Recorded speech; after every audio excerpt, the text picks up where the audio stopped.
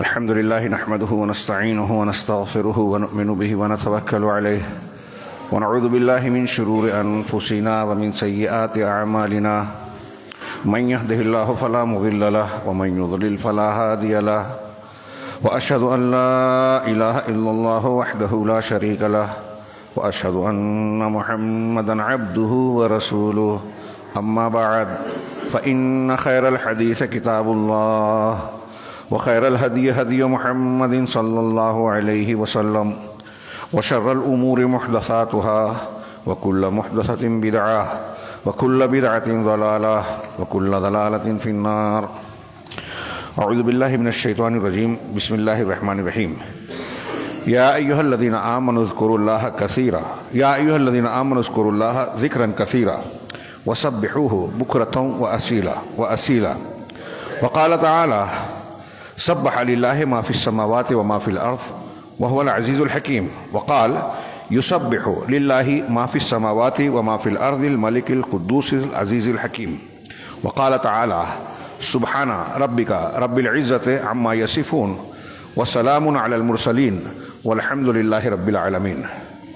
محترم حاضرین، خطبہ مسنونہ کے بعد میں نے قرآن کے 4 مقامات سے 4 آیتیں تلاوت کی. پہلی آیت میں اللہ رب العالمین نے اہل ایمان کو خطاب کر کے حکم دیا، آرڈر دیا: یا ایھا الذین آمنوا اذکروا اللہ ذکرا کثیرا، کہ اے ایمان والو اللہ تبارک و تعالیٰ کا خوب ذکر کرو، خوب ذکر کرو. وسبحوہ بکرۃ واصیلا. ذکر کا عمومی حکم دینے کے بعد کہا کہ صبح و شام ہر وقت اس کی تسبیح بیان کرتے رہو. سبحوہ یہاں حکم دے کر کہا کہ اس کی تسبیح یعنی پاکی بیان کرتے رہو.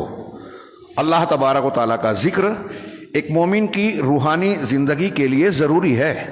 جو ذکر نہیں کرتا اس کا دل مردہ ہو جاتا ہے. اپنے مردہ دل کو اگر زندہ کرنا ہے تو اللہ کا خوب ذکر کیجئے. یہ ایک فائدہ ہے.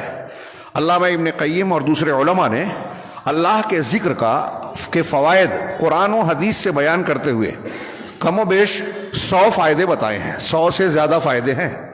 شیطان دور ہوتا ہے، برکت ہوتی ہے، اللہ کی توجہ ہوتی ہے، اللہ تبارک و تعالیٰ کے فرشتے حفاظت کرتے ہیں. شرور و فتن سے آدمی محفوظ رہتا ہے، آفتوں سے محفوظ رہتا ہے، دلوں کو اطمینان ملتا ہے، مصیبتیں دور ہوتی ہیں. حضرت یونس علیہ السلام مچھلی کے پیٹ میں تھے. اللہ تبارک و تعالیٰ فلولا انہ کان من المسبحین للبث فی بطنہ الی یوم یبعثون، کہ اگر وہ تسبیح بیان کرنے والے سبحانک لا الہ الا انت سبحانک کہتے تھے، تسبیح بیان کرنے والے اگر نہیں ہوتے تو قیامت تک مچھلی کے پیٹ میں رہتے. کتنے فائدے ہیں تسبیح کے اور ذکر کے. یہاں اللہ نے حکم دیا. دوسری آیت جو میں نے پڑھی اس میں فعل ماضی سے کہا اللہ تعالیٰ نے کہ سبح للہ ما فی السماوات و ما فی الارض، کہ آسمانوں میں جو کچھ ہے اور زمین میں جو کچھ ہے سب اللہ کی تسبیح بیان کرتے ہیں. وہو العزیز الحکیم، اور وہ عزت والا، غلبے والا، انتہائی بھاری اور غالب حکمت والا ہے، کامل حکمت والا ہے. یہاں فعل ماضی سے کہا کہ آسمان زمین کی ساری چیزیں اللہ کی تسبیح بیان کرتی ہیں. حضرت نوح علیہ السلام کے بارے میں صحیح حدیث ہے. اللہ کے نبی صلی اللہ علیہ وسلم فرمایا، میں اس کا ایک ٹکڑا پیش کر رہا ہوں، کہ نوح علیہ السلام نے اپنے بیٹے سے مرنے کے وقت 2 باتوں کی وصیت کی کہ 2 چیزوں کا حکم دیتا ہوں، 2 چیزیں سے روکتا ہوں. جس کا حکم دیا اس میں کہا آمرک بلا الہ الا اللہ، میں تمہیں لا الہ الا اللہ کا حکم دیتا ہوں. کیوں؟ اس لیے کہ اگر یہ کلمہ فإنها إن وضعت في كفة والسماوات السبع والأرضين السبع في كفة، کہ اگر لا الہ الا اللہ کو ایک ترازو کے ایک پلڑے میں رکھا جائے اور 7 آسمان اور 7 زمین کو دوسرے پلڑے میں رکھا جائے تو لا الہ الا اللہ کا پلڑا جھک جائے گا، بھاری ہوگا. اور 7 آسمان اور 7 زمین اگر ایک حلقہ مبہمہ، کیا کہیں گے اس کو اردو میں، بند مٹھی جیسے ہم کہتے ہیں ایک حلقہ بن جائے، ایک سب مل جائیں آپس میں گتھم گتھا، تو لا الہ الا اللہ اسے توڑ دے گا، اتنا طاقتور اور پاورفل کلمہ ہے۔ دوسرا حکم دیا، اور میں تمہیں حکم دیتا ہوں سبحان اللہ و بحمدہ، اللہ کی تسبیح پاکی بیان کرتا ہوں اس کی حمد اور تعریف کے ساتھ۔ یہ کلمہ تم لازم پکڑو، میں تم کو اس کا حکم دیتا ہوں۔ حضرت نوح علیہ السلام کہہ رہے ہیں اور صحیح حدیث ہے یہ۔ تو کہا حضرت نوح علیہ السلام نے اپنے بیٹے سے کہ یہ سبحان اللہ و بحمدہ فإنہا تسبیح کل شیء، یہ کائنات کی ہر چیز کی تسبیح ہے۔ فرشتے بھی گر پڑھتے ہیں اور دنیا کے جمادات نباتات۔ قرآن نے کہا وَإِن مِّن شَيْءٍ إِلَّا يُسَبِّحُ بِحَمْدِهِ وَلَٰكِن لَّا تَفْقَهُونَ تَسْبِيحَهُمْ، کہ کائنات کی کوئی بھی چیز ایسی نہیں ہے جو اللہ کی تسبیح بیان نہیں کرتی، پاکی بیان نہیں کرتی، لیکن تم لوگ ان کی تسبیح کو سمجھتے نہیں ہو۔ کچھ لوگ کہتے ہیں کہ کائنات کی اشیاء، پہاڑ، پیڑ، پودے، درخت، جمادات، نباتات، حیوانات کی تسبیح یہ ہے کہ وہ اللہ کے حکم پر عمل کر رہے ہیں۔ تو یہ تو آپ کی سمجھ میں آ گیا، یہ جو میں بیان کر رہا ہوں یا جو لوگ بیان کر رہے ہیں کہ ان کی تسبیح یہ ہے تو آپ کی سمجھ میں آ گیا، اور اللہ کہہ رہا ہے کہ تمہاری سمجھ میں نہیں آئے گا۔ اس کا مطلب وہ تسبیح کرتے ہیں۔ تو ایک چیز میں ضمناً بیان کر رہا ہوں، وہ ایک پورا چیپٹر ہے، ہاں، کہ کائنات کی ہر چیز تسبیح بیان کرتی ہے۔ اس کی دلیلیں ہیں، اہل علم نے، محققین نے کہا کہ حقیقت میں کائنات کی ہر چیز، نباتات ہوں، جمادات ہوں، پیڑ پودے ہوں، سمندر ہو، پہاڑ ہوں، سب اللہ کی تسبیح بیان کر رہے ہیں۔ اللہ تبارک و تعالیٰ نے یا جبال اوبی معہ والطیر، پہاڑوں کو اور پرندوں کو خطاب کر کے کہا کہ داؤد علیہ السلام کے ساتھ تسبیح اور ذکر کریں۔ وہ ذکر کرتے تھے۔ اللہ کے رسول صلی اللہ علیہ وسلم سے متعدد صحیح حدیثیں ثابت ہے معجزات کے طور پر۔ صحابہ کہتے ہیں کہ ہم نے کھانے پینے کی چیزوں سے، اناج سے تسبیح کی آواز سنی۔ اللہ کے رسول صلی اللہ علیہ وسلم کو مکہ کا ایک پتھر سلام کیا کرتا تھا، بعض صحابہ نے اپنے کانوں سے اس کی آواز سنی۔ یہ حقیقی معنی میں ہے۔ تو کائنات کی ہر چیز تسبیح بیان کر رہی ہے۔ اللہ تعالیٰ نے قرآن میں کئی جگہ 8 سورتوں کی، قرآن میں 8 سورتوں کا آغاز اللہ نے سبحانہ، سبحہ، یسبحو سے کیا ہے، ہاں۔ اور اہل علم نے کہا کہ 80 سے زیادہ مرتبہ قرآن میں اللہ نے مختلف صیغوں سے تسبیح کا ذکر کیا ہے، 80 سے زیادہ۔ یہ میں نے ایک فعل امر والا ایک آیت نقل کی، فعل ماضی والی ایک آیت نقل کی، اور سورہ جمعہ کے آغاز یسبح للہ ما فی السماوات والارض، ما فی السماوات و ما فی الارض الملک القدوس العزیز الحکیم، کہ آسمانوں اور زمینوں میں جو کچھ بھی ہیں، جو چیزیں ہیں، سب اللہ کی تسبیح بیان کرتے ہیں، پاکی بیان کرتے ہیں۔ یہاں فعل مضارع ہے، پہلے پاسٹ ٹینس تھا، یہ حال اور مستقبل والا ٹینس ہے، فعل ہے، کہ اس کی تسبیح بیان کرتے ہیں۔ کون؟ اللہ جو الملک ہے، بادشاہ ہے، القدوس ہے، ہر طریقے سے پاک صاف پاکیزہ ہے، ہاں، العزیز الحکیم، عزیز ہے، غالب۔ غلبے کی 3 معنی ہوتے ہیں، غلبہ قوت، غلبہ امتناع، غلبہ قدرت و قہر۔ ہر اعتبار سے غالب ہے، اس کے فیصلے کو کوئی ٹال نہیں سکتا، کوئی رد نہیں کر سکتا۔ الحکیم، الحکیم حکمت و دانائی میں کامل ہے، اس کا کوئی کام بیکار بس اور بے وقوفانہ نہیں ہوتا۔ چنانچہ یہ مضارع کے صیغے کے ساتھ ہے، اور کئی مقامات پر قرآن میں مصدر کا لفظ آیا ہے، سبحان۔ ہمارے یہاں کچھ لوگ سمجھتے ہیں سبحان اللہ کا نام ہے، نام نہیں ہے، یہ اللہ کی تسبیح والا، بیان کرنے والا فعل ہے، مصدر ہے۔ تو کہا سبحان الذی اسری بعبدہ، پاک ہے وہ ذات جو اپنے بندے کو راتوں رات لے گیا مسجد حرام سے مسجد اقصی تک، سورہ بنی اسرائیل کا آغاز۔ اسی طرح میں نے جو آیت پڑھی تھی، سبحان ربک رب العزت عما یصفون، تمہارا پروردگار پاک ہے، رب سبحان ربک، تمہارا پروردگار پاک ہے، رب العزہ جو عزت و غلبے والا رب ہے، پروردگار ہے، عما یصفون کس چیز سے پاک ہے؟ یہ مشرکین، یہ جاہلین جو اللہ کے بارے میں بیان کرتے ہیں، کوئی کہتا ہے کہ اللہ کا بیٹا ہے، کوئی کہتا ہے کہ فرشتے اللہ کی بیٹیاں ہیں، کوئی کہتا ہے کہ اللہ کے شریک ہیں، سفارشی ہیں جو سفارش کر کے ہماری بخشش کروا دیں گے، ہم ان کو پکارتے ہیں تو اللہ تبارک و تعالیٰ سے جو ہے ہمارے معاملات کو درست کرا دیں گے، ہماری مشکلات کو حل کروا دیں گے۔ اللہ ان ساری چیزوں سے برتر ہے، پاک ہے، صاف ہے، اس کے اندر کوئی عیب نہیں۔ وَسَلَامٌ عَلَى الْمُرْسَلِينَ، یہ جو کہتے ہیں وہ صحیح نہیں ہے، اس لیے اللہ اس سے پاک ہے، لیکن رسولوں پر سلامتی ہے کیونکہ رسول جو بیان کرتے ہیں وہ صحیح ہے۔ وَالْحَمْدُ لِلَّهِ رَبِّ الْعَالَمِينَ، اور تمام تعریف، تمام حمد اللہ کے لیے ہے جو تمام پروردگار کا تمام جہانوں کا پروردگار ہے۔ سبحان اور اس کے ساتھ حمد۔ ابھی آگے میں تھوڑا سا بیان کروں گا اس کی حکمت کیا ہے۔ یہ میں نے تھوڑا سا ایک نمونہ پیش کیا قرآن مجید سے، کہ چند اور 80 سے زیادہ آیتیں ہیں. صرف آیتوں کا تذکرہ کریں، اس کے معنی، مفہوم، گہرائیاں، معنویت، بلاغت، اس میں کیا کیا معنی مفہوم سمٹے ہوئے ہیں، تو میں سمجھتا ہوں مہینوں کم پڑ جائیں گے. اللہ تبارک و تعالیٰ کی تسبیح کا حق ادا نہیں ہوگا، اور ہم اس کو بیان کرتے رہیں گے. اور مجھے یقین ہے کہ اس مضمون کو سنتے پڑھتے ہوئے اگر ایمان والا سنے گا تو اسے بوریت اور اکتاہٹ نہیں ہوگی. یہ قرآن کی آیتیں میں نے تھوڑی سے نمونے کے طور پہ پیش کی اور بتایا کہ 80 سے زیادہ مقامات پر اللہ تبارک و تعالیٰ نے تسبیح کا ذکر کیا ہے قرآن میں. اور آپ صبح و شام کے اذکار، سونے اٹھنے کے اذکار، دعائیں جو قرآن و حدیث نے بتائی ہے، اس میں دیکھیے سبحان، تسبیح، سبحہ بار بار ملے گا، آپ کو بار بار ملے گا. یہ چیزیں میں بتا رہا ہوں، یہ جو تمہیدی طور سے، کہ یہ تسبیح کی اہمیت و افادیت بیان کرنے کے لیے کافی ہے. قرآن میں کوئی حکم ایک مرتبہ اگر اللہ دے دے، اللہ تعالیٰ کہہ رہا ہے، ایک مومن کے لیے کافی ہے کہ یہ میرے پروردگار کا فرمان ہے. اس کی اہمیت ہو گئی جب قرآن میں آ گیا. جس چیز کو اللہ نے 80 سے زیادہ مرتبہ بیان کیا، اذکار بتائے رسول اللہ صلی اللہ علیہ وسلم نے، تمام انبیاء، تمام فرشتے، نباتات، جمادات جس کو اختیار کیے ہوئے، کتنی اہم چیز ہے. غور کیجئے، اللہ تبارک و تعالیٰ نے ہمیں مختلف پیرایوں میں اس کا حکم دیا.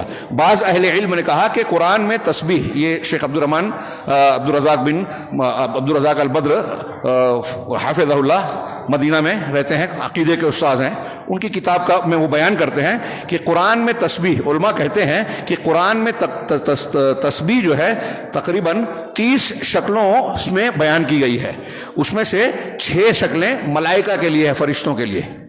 ہاں، جب اللہ نے کہا کہ آدم کو تم ان چیزوں کا نام بتاؤ، انبئونی باسمائہ ان کنتم تعلمون، تو فرشتوں نے کیا کہا؟ سبحانک لا علم لنا الا ما علمتنا انک انت العزیز الحکیم. ہاں، اور کہا، فرشتوں نے سوال کیا تھا کہ تو آدم کو کیوں پیدا کر رہا ہے جبکہ ہم نحن نقدس نسبح لک نسبح بحمدک ونقدس لک، ہم تیری تسبیح بیان کرتے ہیں اور تیری تقدیس، پاکیزگی بیان کرتے رہتے ہیں، تو اس کی کیا ضرورت ہے؟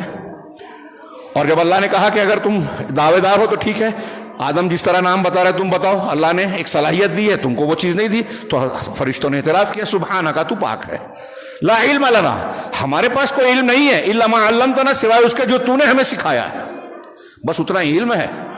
ہمارے اندر خود سے حاصل کرنے کی، علم اور شعور حاصل کرنے کی وہ صلاحیت نہیں ہے جو آدم میں دی گئی. یہی ایک امتیازی شان بتائی گئی حضرت آدم کی اور انسانوں کی. تو یہاں بھی فرشتوں نے، اور قرآن نے کہا الذین یحملون العرش، جو عرش کو اٹھائے ہوئے فرشتے ہیں، وہ صبح و شام مسلسل یسبحون بحمد، اللہ کی تسبیح، اس کی حمد کے ساتھ بیان کرتے ہیں. تو 6 فرشتوں کے لیے ہے، اور 9 مقامات پر اللہ تبارک و تعالیٰ نے ہمارے نبی کے لیے تسبیح کا لفظ اور تسبیح کا حکم دیا، فسبح بحمد ربک واستغفرہ. آخری وقت میں، مرنے کے وقت، اذا جاء نصر اللہ، سب سے آخری قرآن کی صورت آئی جو اس میں کہا کہ اب آپ کا مشن پورا ہو گیا، کام پورا ہو گیا، فتح مکہ ہو گئی، لوگ جگ در جگ اسلام میں داخل ہو رہے ہیں، آپ دیکھ رہے ہیں، تو آپ اللہ کی حمد کے ساتھ اس کی تسبیح بیان کیجیے اور استغفار کیجیے. اس کے بعد نبی کریم صلی اللہ علیہ وسلم اپنے سجدوں اور رکوع میں سبحانک اللہم وبحمدک استغفر اللہ کہا کرتے تھے. ہاں، یہ دیکھیے رکوع اور سجدے میں بھی سبحان اللہ، سبحان ربی العظیم. ہاں، نبی کریم صلی اللہ علیہ وسلم ایک اور کلمہ کہتے تھے، سبوح قدوس رب الملائکۃ والروح. ہاں، یہ سجدوں میں اور رکوع میں کہا کرتے تھے. سبوح اللہ کے ناموں میں سے انتہائی پاک، ہر نقص اور عیب سے پاک. ابھی اس کے معنی پر میں بات کروں گا. قدوس اور سبوح اللہ کو بتاتا ہے کہ ہر عیب، ہر نقص، ہر خامی، ہر کمزوری سے پاک ہے، بالا تر ہے. تو اللہ تبارک و تعالیٰ نے، اللہ کے رسول نے یہ سکھایا نماز میں وطر سے فارغ ہونے کے بعد، سبحان الملک القدوس کہتے ہیں، سبحان الملک اور القدوس دوبارہ، یہاں بھی سبحان کا لفظ ہے. صبح شام کے اذکار میں بتایا گیا، کئی پیرائے میں بتایا گیا اللہ کی تسبیح کو. اسی طرح فرشتوں کے دائرے تعلق سے کہا الذین یحملون العرش ومن حولہ یسبحون بحمد ربہم ویؤمنون بہ ویستغفرون. ہاں، اس طرح اور بھی متعدد آیتیں ہیں کہ فرشتے بھی اللہ کی تسبیح بیان کرتے ہیں. ہاں، اور اللہ کے رسول صلی اللہ علیہ وسلم سے کسی نے پوچھا تھا کہ سب سے بہتر کلام کیا ہے، کلمہ یا ذکر کیا ہے، تو آپ نے جواب کیا سب سے بہتر ذکر وہ ہے جو اللہ نے اپنے فرشتوں یا اپنے بندوں کے لیے اختیار فرمایا. صحیح حدیث مسلم کی. وہ کیا ہے؟ سبحان اللہ و بحمدہ، کہ تمام تعریفوں کے ساتھ اللہ کی تسبیح بیان کرتا ہوں. یہ افضل ذکر میں سے کہا گیا. اسی طرح انبیاء کرام علیہ الصلوۃ والسلام کے اذکار میں یہ میں نے بتایا تھا کہ انبیاء کے لیے 9 مرتبہ نبی کے لیے کہ آپ حمد بیان کیجئے. مکہ میں سورہ حجر کی آخری آیت وسبح بحمد ربک وکن من الساجدین واعبد ربک حتی یأتیک الیقین، کہ اپنے رب کی حمد کے ساتھ تسبیح بیان کیجئے اور ساجدین یعنی نمازیوں میں سے ہو جائیے.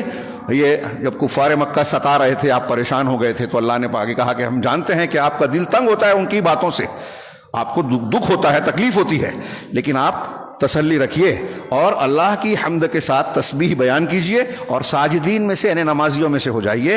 وَاعْبُدْ رَبَّكَ، اور اپنے رب کی عبادت کرتے رہیے، حَتَّى يَأْتِيَكَ الْيَقِينُ، یہاں تک کہ یقین یعنی موت آ جائے. وہ صوفی بولتے ہیں کہ یقین آ جائے تو نماز پڑھنے کی ضرورت نہیں، وہ مانا بکواس ہے، تحریف ہے، کھلواڑ ہے اللہ کے کلام کے ساتھ. تو موت آنے تک عبادت کرنی ہے، اللہ کی حمد اور تسبیح بیان کرنی ہے. اللہ کے نبی صلی اللہ علیہ وسلم سے جب کہا تو نبی کو جو خطاب ہے، نبی ہمارے لیے اسوہ ہیں، ہمارے لیے بھی خطاب ہے.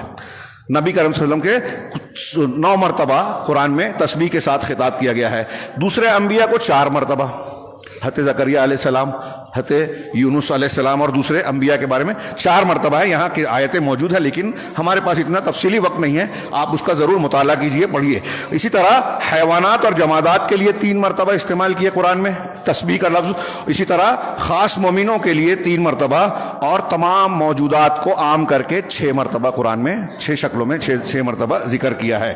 یہ آگے صفحات میں اس کی مثالیں ہیں. ان چیزوں سے یہ ظاہر ہوتا ہے کہ اللہ تبارک و تعالیٰ کی تسبیح کتنی اہم ہے. اب یہاں تسبیح کا معنی میں آگے بتاؤں گا، لیکن ساتھ ہی ساتھ یہاں ایک چیز بیان کر دیں کہ تسبیح کو آپ دیکھیں گے کہ اس کا ذکر عام طور سے یا تو حمد کے ساتھ ہے، اکیلے تسبیح نہیں ملے گی، یا تو حمد کے ساتھ ہے کہ اللہ کی تعریف کے ساتھ تسبیح، یا پھر اللہ تبارک و تعالیٰ کی تسبیح کے جو بھی الفاظ یا اذکار ہیں اس میں آگے اللہ کے کچھ اسماء حسنہ ہیں. سبحان اللہ العظیم جیسے ہے. العظیم اللہ کا ایسا نام ہے جس میں خود بہت ساری صفات اور معانی سمٹی ہوئے ہیں، عظمت کے جتنے بھی تقاضے ہیں.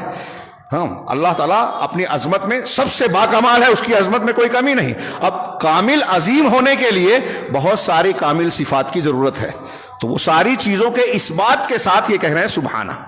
کیوں؟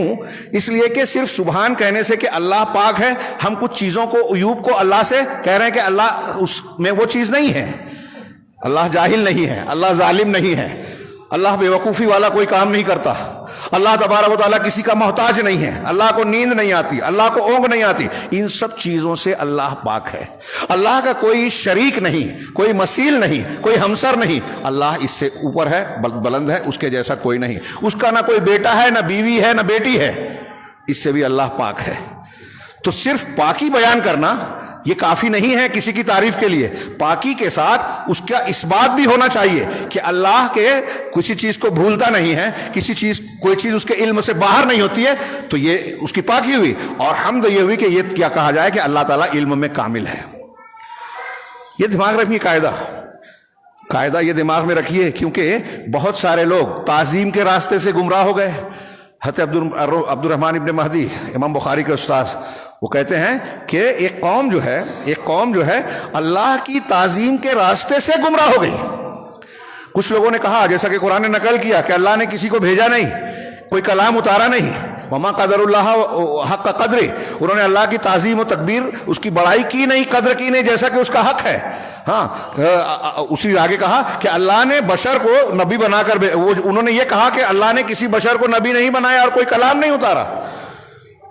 تو اللہ کی تعظیم کا تقاضا وہ یہ سمجھتے ہیں کہ رسول نہیں بھیجا، کلام نہیں اتارا. غلط بات کہتے ہیں، یہ تعظیم نہیں ہے. اسی طرح وہ کہتے ہیں عبد الرحمن بن مہدی رحمہ اللہ کہ مجوس نے یہ کہا کہ اللہ تبارک و تعالیٰ کی ذات اس سے بالا تر ہے، عظمت والی ہے کہ ہم اس کی عبادت کریں، لہذا اللہ کی عبادت نہیں کرنی چاہیے. اللہ تبارک و تعالیٰ کا ہمارے مقابلے میں جو قریب تر مخلوق ہے جیسے سورج ہے، اس کی عبادت کرنی چاہیے. یہ تعظیم کے راستے سے گمراہ ہو گئے. اسی طرح اس امت کے بہت سارے لوگ تعظیم کے راستے سے گمراہ ہوئے کہ یہ کہتے ہیں کہ ہم اگر یہ کہیں گے کہ اللہ عرش پر مستوی ہے تو اللہ تبارک و تعالیٰ کی عظمت و کبریائی اور اس کے جلال کے یہ منافی ہوگا، اس کی تعظیم کے خلاف ہوگا. اس لیے وہ کہتے ہیں اللہ ہر جگہ. ہمارے یہاں صوفیہ ہیں، اس کے متاثرین جو ہمارے یہاں لوگ ہیں، اشریت ماتریدیت کے مائل کے قائلین، ہمارے یہاں کے جو احناف ہیں، دیوبندی ہوں بریلوی ہوں، ان کے عقیدے میں یہ ہے، جو اشریت اور ماتریدیت اور صوفیت کے عقیدے میں ہے کہ اللہ ہر جگہ ہے. یہ باطل عقیدہ ہے، یہ باطل عقیدہ ہے. اور کچھ لوگ سمجھتے ہیں کہ یہ تعظیم کر رہے ہیں.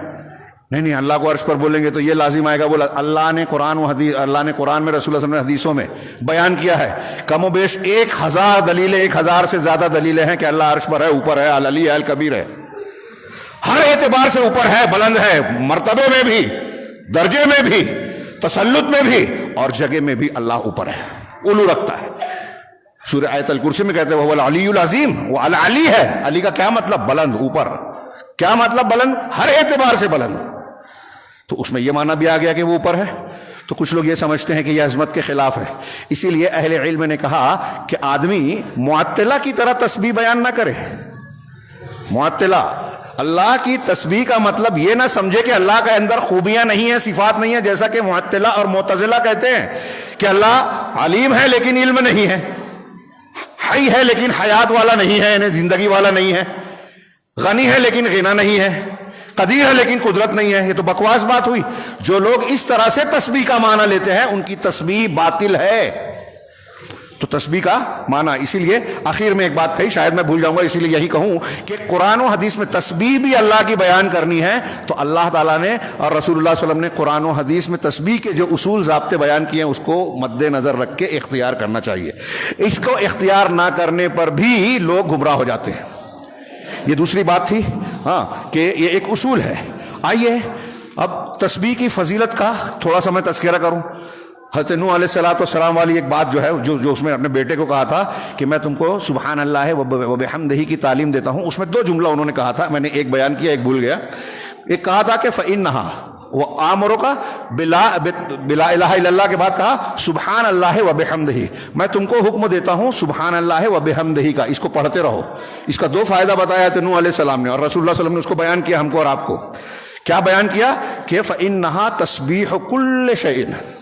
پہلی بات کہ یہ سبحان اللہ وبحمدہ یہ تمام لوگوں کی تسبیح ہے، سب لوگ اسے پڑھتے ہیں، فرشتے بھی، جمادات بھی، نباتات بھی.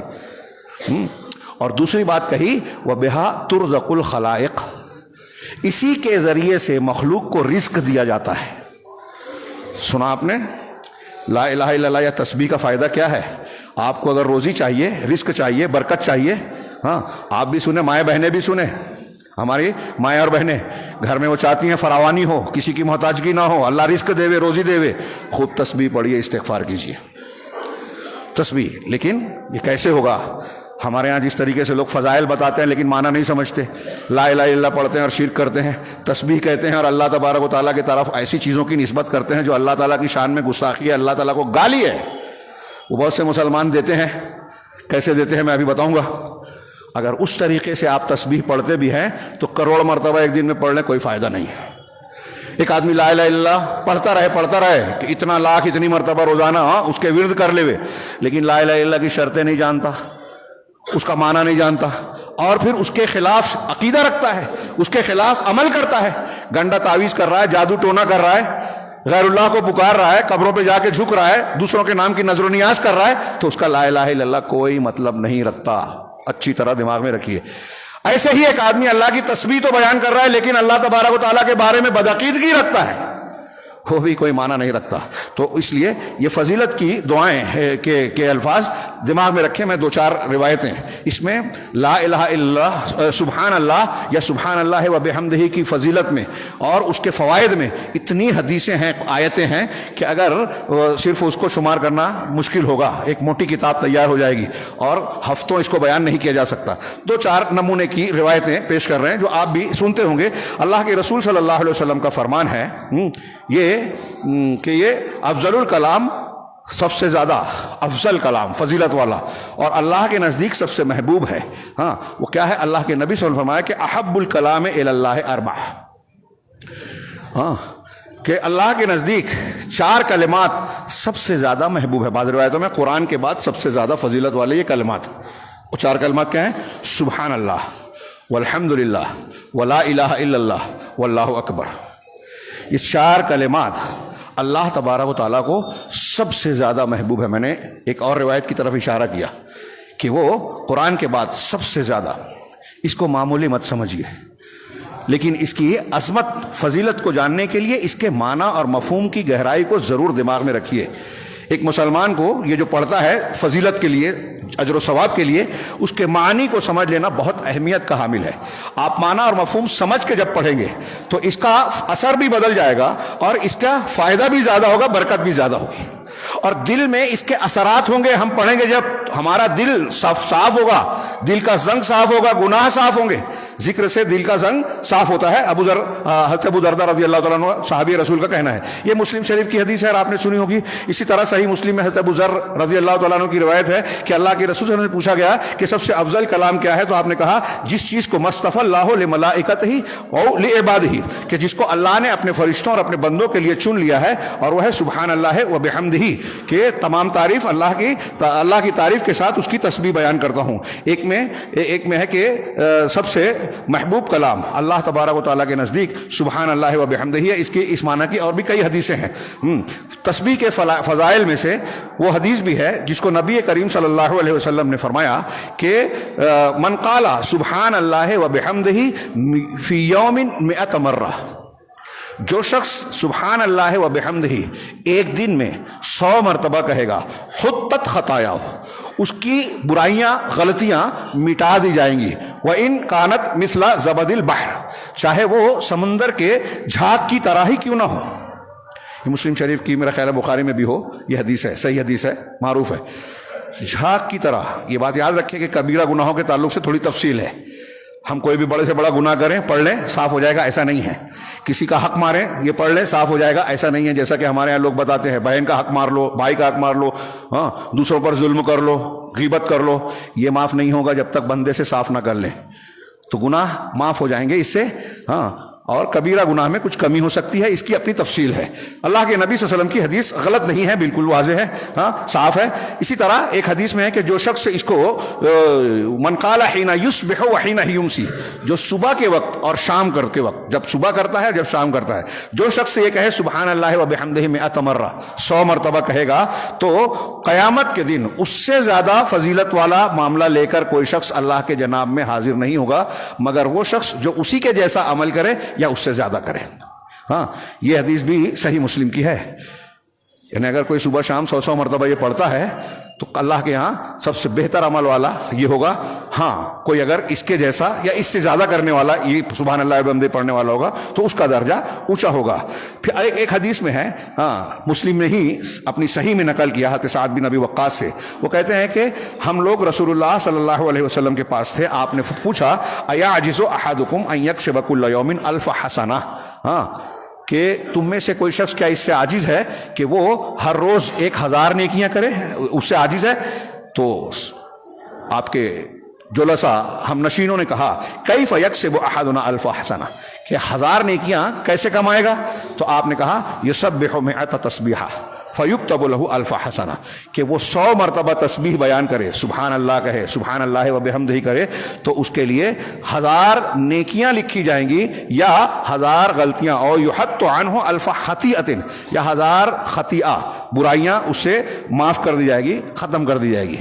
ایک اور روایت پیش کر دوں جو بہت مشہور ہے، آپ سنتے ہیں، بخاری شریف کی آخری روایت، اس پر لوگ درس دیتے ہیں، ختم بخاری تکمیل بخاری والا، کہ اللہ کے رسول نے فرمایا کلمتان حبیبتان الی الرحمن ثقیلۃ خفیفتان علی اللسان، خفیفتان علی اللسان ثقیلتان فی المیزان، یہ 2 کلمے ہیں جو رحمان کو بہت محبوب ہیں. 2 کلمے. یہاں عربی سے واقفیت رکھنے والوں کو معلوم ہونا چاہیے کہ یہاں مبتدا خبر، مبتدا پہلے ہوتی ہے، خبر بعد میں، لیکن یہاں خبر پہلے ہے، مبتدا بعد میں. اس کی حکمت بتائی علماء نے کہ یہ اللہ تعالیٰ، اللہ کے رسول سے بیان کرنے کا انداز ہے کہ شوق پیدا ہو سننے والے میں. 2 کلمے ہیں جس کی یہ حیثیت ہے، شوق پیدا ہوگا کہ وہ کون سے کلمے ہیں. یہ طریقہ بیان ہے. اب جو صفت بیان کی حبیبتان الی الرحمن، رحمان کو محبوب ہے. یہاں اللہ کو نہیں کہا، رب کو نہیں کہا، رحمان کہا. یہ اس لیے کہ یہاں محسوس ہو بندے کو کہ اللہ تبارک و تعالیٰ بہت کشادہ رحمت والا ہے. اتنی کشادگی ہے کہ چھوٹے سے عمل کا اتنا عظیم اجر دے رہا ہے، ہاں، کہ آپ کی زبان پر ہلکا ہے. 2 چھوٹے چھوٹے کلمات ہیں لیکن ثقیلتان فی المیزان، میزان میں، میزان عمل میں بہت بھاری ہے. یہ آسمان اور زمین کو بھر دینے والے کلمات ہیں دوسری حدیثوں کے مطابق.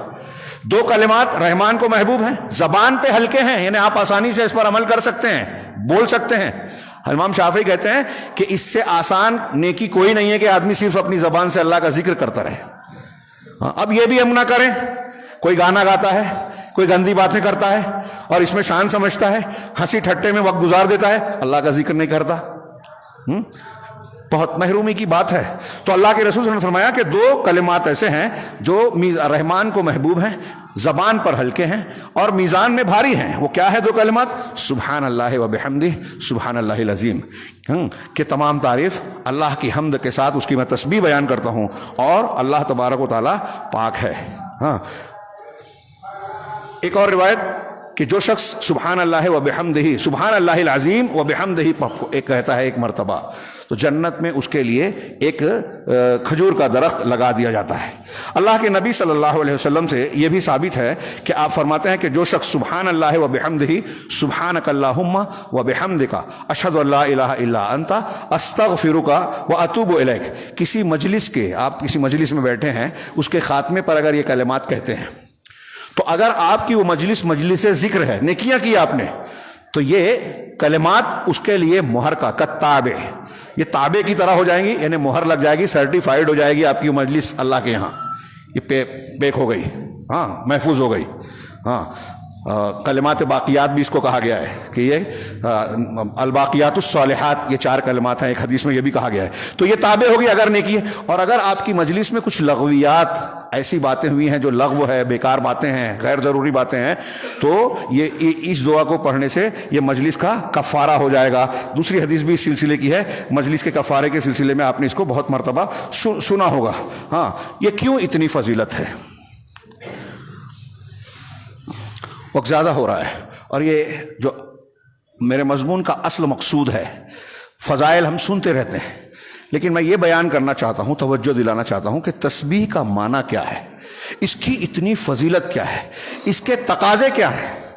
مجھے لگتا ہے کہ اس کو میں بیان کروں اگر 5-7 منٹ میں تو یہ زیادتی ہو جائے گی، حق ادا نہیں ہوگا اور وقت زیادہ ہو چکا ہے، اس لیے اس کو اگلے جمعہ پر چھوڑ دیتے ہیں کہ اللہ تبارک و تعالیٰ کی تسبیح کے جو اتنے فائدے، اور پروردگار بار بار کہہ رہے وَسَبِّحُوهُ بُكْرَةً وَأَصِيلًا کہ صبح و شام اللہ کی تسبیح بیان کرو. کیوں کہا؟ اور میں نے ابھی اشارہ کیا، آج مسلمان بہت ساری حیرانی پریشانیوں میں ہیں. لوگ سوال کرتے ہیں ہمیں کیا کریں.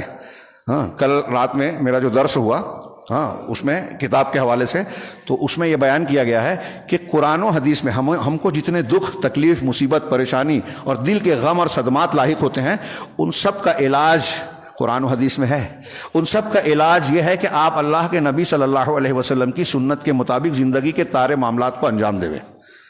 میں خاص طور سے گزارش کروں گا ماؤں بہنوں کو بھی کہ آپ اگر کچھ نہیں کر سکتے، آپ کے شوہر، آپ کا بیٹا پریشان ہے، بے روزگار ہے، گھر میں تنگی ہے، قرضہ ہے، پریشانیاں ہیں، دوسرے دکھ ہیں، ڈر ہے، ابھی حکومت اور قانون کے مختلف ضرب پڑ رہی ہے، کہیں بلڈوزر کا ڈر ہے، ہمارے شہر پہ بہت بڑا ڈر ہے، اس کی طرف توجہ دینی چاہیے. تو یہ جو تدبیر کریں، ساتھ میں یہ روحانی علاج بھی کرتے رہیں. اس میں ایک چیز ہے اللہ کی تسبیح صبح و شام بیان کرنا، اس سے سکون ملتا ہے، نیکیاں حاصل ہوتی ہیں، گناہ مٹتے ہیں، اللہ کی رحمت آتی ہے، اطمینان ہوتا ہے، اللہ حفاظت کرتا ہے، مصیبت سے نکالتا ہے. حضرت یونس علیہ السلام کے بارے میں میں نے ابھی بتایا آپ کو، مچھلی کے پیٹ میں تھے. ہماری مصیبت اتنی بڑی نہیں ہے، تو جو بھی مصیبت، پریشانیاں، دقتیں، صدمات لاحق ہوتے ہیں، اس کا ایک بہترین علاج یہ بھی ہے، توحید، تسبیح، اللہ کی حمد. انشاءاللہ آئندہ ہفتہ سبحان اللہ و بحمدہ یہاں رہوں یا کسی اور مسجد میں، اس کے معنی اور مفہوم پر، اور میں جتنے لوگ سن رہے ہیں وہ چاہے حاضر ہو نہ ہو، میں ضرور کہوں گا کہ اس فضیلت اور جو تسبیح کی اہمیت بیان کی گئی ہے، اس سے اس کی ساری چیز جڑی ہوئی ہے، اس کے معنی، مفہوم اور اس کے تقاضے سے جڑی ہوئی کہ سبحان اللہ جب ہم کہتے ہیں تو اس کا معنی کیا ہے. اس کا 2 پہلو ہے اور دونوں پہلو بہت اہمیت کا حامل ہے. اور میرا ایسا ماننا ہے، میں یہ بیان کر رہا ہوں منبر رسول سے ذمہ داری کے ساتھ، کہ بہت سارے مسلمان جو سبحان اللہ و بحمدہ کہتے تو ہیں، کہتے تو ہیں لیکن اس کو سمجھتے نہیں ہیں، اور زبان سے جو کہہ رہے ہیں اپنے عقیدے میں اس کی مخالفت کرتے ہیں۔ کوئی بھی انسان کسی بھی قسم کا شرک کرتا ہے، کسی بھی قسم کا، وہ اللہ تبارک و تعالیٰ کو گالی دے رہا ہے، تسبیح کی مخالفت کرتا ہے۔ آپ دیکھیے قرآن میں مشرکین کے شرک کا جہاں جہاں اللہ نے ذکر کیا، آپ اکثر جگہ پائیں گے سبحان اللہ عما یشرکون۔ اللہ نے اپنے اوصاف اور کمالات کو جہاں بیان کیا، سورہ حشر کی آخری آیت ہے جس میں اللہ کے اسماء حسنی کا بہت بڑا متعدد ناموں کو بیان کیا گیا، هو اللہ الذی لا الہ الا هو الملک القدوس السلام المؤمن المہیمن العزیز الجبار المتکبر۔ پڑھیے سبحان اللہ عما یشرکون، آخر میں کہا کہ اللہ تو ایسا ہے، الملک ہے، القدوس ہے، مہیمن ہے، ساری قوت حکمت اس کے ہاتھ میں ہے۔ یہ جو شرک کرتے ہیں اللہ اس سے پاک ہے، مطلب جو شرک کر رہا ہے وہ اللہ کو سبحان نہیں کہہ رہا ہے، اللہ کی تسبیح بیان نہیں کر رہا ہے۔ جو یہ کہہ رہا ہے کہ مجھے اولاد نہیں ملی ہے، میں اجمیر والے بابا سے لے لوں گا، شیخ عبد القادر جیلانی کو پکار لوں گا، کلیئر والے بابا شریف کا نام پکاروں گا، سلسلے کے مشائخ کو پکار لوں گا، اولیاء اور صالحین کے در پہ جا کے مانگ لوں گا اپنی مشکل کا حل، اولاد، قرضے کو اور بیماری کو دور کرنے کا معاملہ، اب نبی کو پکار لوں گا، نبی سے پناہ مانگوں گا۔ جو یہ کہتا ہے وہ سبحان اللہ نہیں مان رہا ہے، جھوٹ بول رہا ہے، اللہ کی تسبیح بیان نہیں کر رہا ہے۔ وہ یہ کہہ رہا ہے کہ اللہ کے اندر خامی ہے، عیب ہے، وہ میرے کو اولاد نہیں دے رہا ہے، میں اس سے لے لوں گا۔ یہ میں تھوڑا سا میں نے اشارہ کیا کیسے سبحان کے معنی میں یہ ساری چیزیں داخل ہوتی ہے، ہم کو غور کرنا ہے اور سمجھنا ہے، اور یہ سمجھ کر جب ہم سبحان اللہ کہیں گے اس کے معنی کو مانتے ہوئے تو اس کی برکتیں ہمیں نظر آئے گی۔ اللہ تبارک و تعالیٰ سے دعا ہے کہ وہ ہمیں اپنی عظمت، کبریائی اور اس کے تقاضوں کو سمجھنے اور اس کے مطابق زندگی گزارنے کی توفیق عطا فرمائے، اس کی برکت سے دنیا اور آخرت میں کامیابی سے نوازے۔ وآخر دعوانا الحمد للہ رب العالمین۔ بارک اللہ لنا ولکم فی القرآن المجید ونفعنا وإیاکم بالآیات والذکر الحکیم، انہ تعالی جواد کریم ملک مرحمۃ۔